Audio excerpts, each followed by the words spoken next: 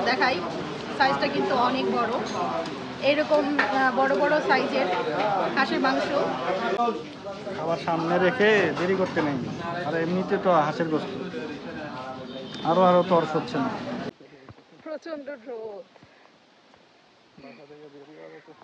বাসা থেকে বের হইলাম। আজকে যাব হচ্ছে দবিরগঞ্জ হাঁসের মাংস খেতে। ও এই রোদের মধ্যে বের হয়েছে হাঁসের মাংস খাওয়ার জন্য।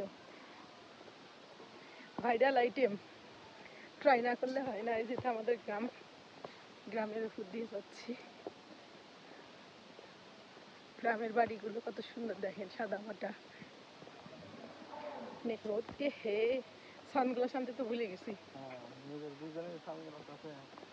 ওহো, সানগ্লাসটা আনার জন্য আমার বর গেল, আমি এখন একা একাই রাস্তায় হাঁটছি। অবশেষে সানগ্লাস নিয়ে আসলো। গাছে কত সুন্দর আম ধরেছে দেখতে পাচ্ছেন। এখান থেকে আমরা ভ্যানে করে যাব হচ্ছে পিপুলবাড়িয়া, সেইখান থেকে রওনা দিব সিরাজগঞ্জ হয়ে উল্লাপাড়া।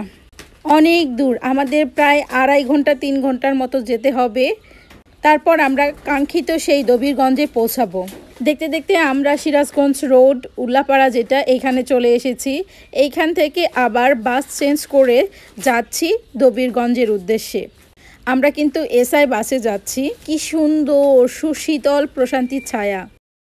দর্শক আসসালামু আলাইকুম। আজকে চলে এসেছি কোথায় বলেন? আজকে চলে এসেছি দবিরগঞ্জে।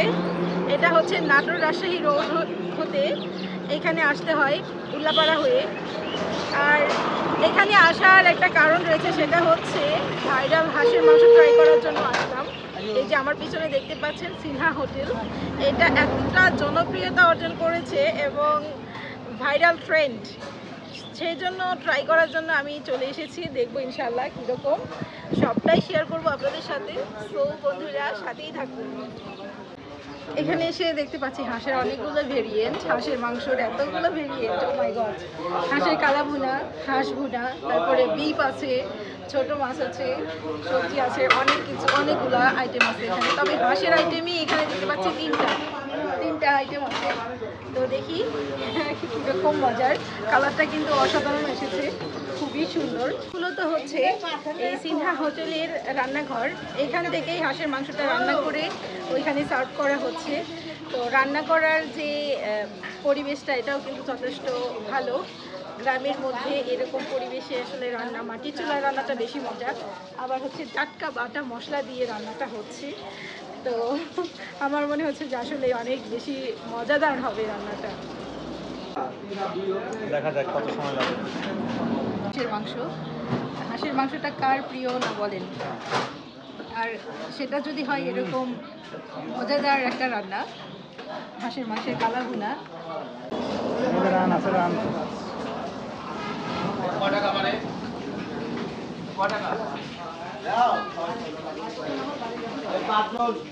আবার সামনে রেখে দেরি করতে নেই। আর এমনিতে তো হাঁসের গোস্ত আরো তরস হচ্ছে না।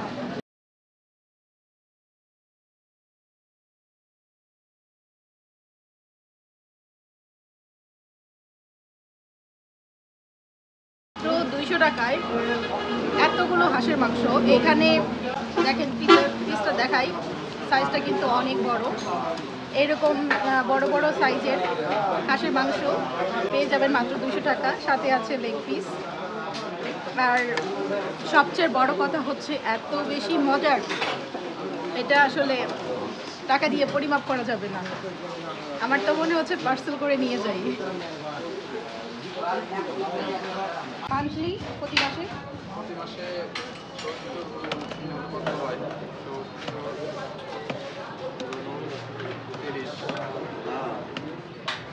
2100 হাঁস যায়।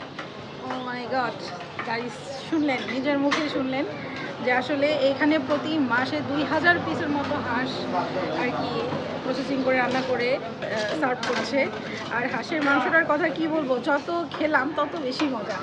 মানে খাওয়ার পরে কিন্তু আর খাওয়ার প্রতি ওরকম ইন্টারেস্টটা থাকে না, কিন্তু এখানকার হাঁসের মাংসটা জাস্ট অসাধারণ। এটা জানতে হলে অবশ্যই ট্রাই করতে হবে।